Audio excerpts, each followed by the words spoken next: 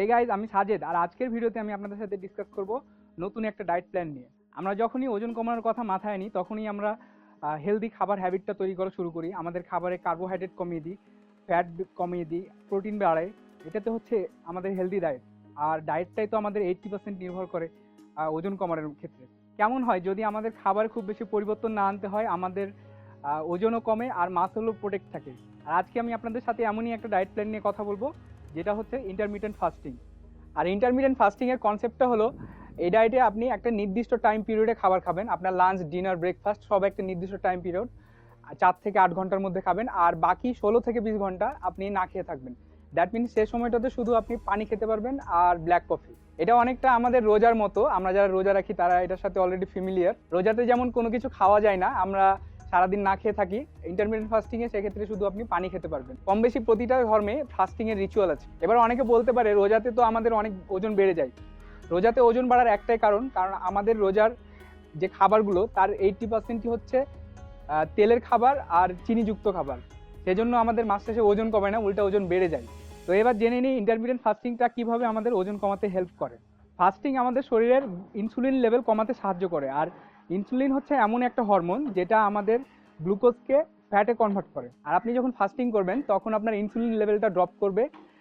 সাথে সারাদিন কোনো কিছু না খাওয়ার কারণে আপনার শরীরে যদি কার্ব না যায়, তাহলে আপনার শরীর এনাফ গ্লুকোজ পাচ্ছে না। আর আমাদের বডি একটা নির্দিষ্ট পরিমাণে গ্লুকোজের লেভেল মেনটেন করে বডিকে ইনস্ট্যান্ট এনার্জি প্রোভাইড করার জন্য।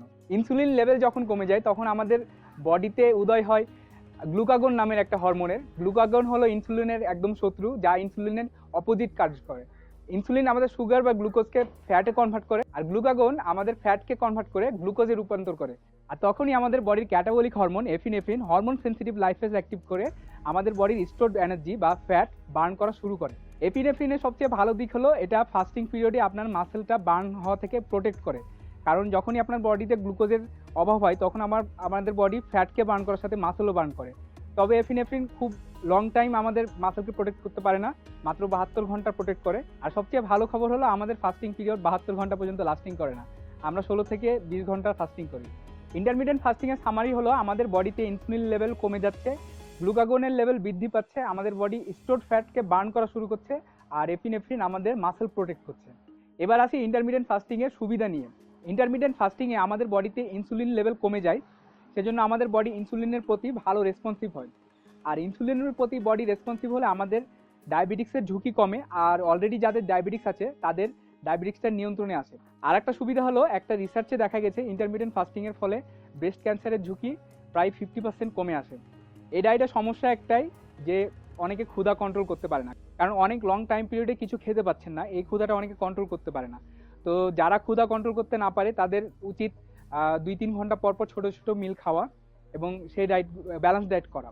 তো আমি সহজ একটা বুদ্ধি দিই, যেটা হচ্ছে আপনি রাত 10টায় আপনার শেষ মিলটা নেবেন, সকালে উঠে কফি খাবেন, আর দুপুর 2টায় আপনার ফাস্টিং ব্রেক করবেন।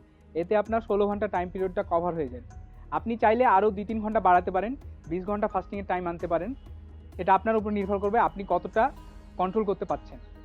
আমি ডিসক্রিপশানে একটা ডায়েট চার্ট দিয়ে দিব ইন্টারমিডিয়েট ফাস্টিংয়ে কীভাবে আপনি টাইমিংটা মিলাবেন। আপনি আপনার ইচ্ছা মতো হেলদি ফুড অ্যাড করবেন এবং অবশ্যই ক্যালোরি কাউন্ট করে, কারণ ওজন কমানোটা সম্পূর্ণটাই নির্ভর করে calorie in versus calorie out. অবশ্যই আপনাকে ক্যালোরিটা কাউন্ট করতে হবে। তো গাইজ, এই ছিল আজকের মতো ইন্টারমিডিয়েট ফাস্টিং নিয়ে কথা। আগামীতে কথা হবে ডায়েটের নতুন কোনো টপিকস নিয়ে বা নতুন কোনো ডায়েট নিয়ে। সে পর্যন্ত সবাই ভালো থাকবেন। আর আমার এই ভিডিওটা ভালো লেগে থাকলে অবশ্যই আমার চ্যানেলে সাবস্ক্রাইব করবেন আর আপনার বন্ধুদের সাথে শেয়ার করবেন। And keep supporting me.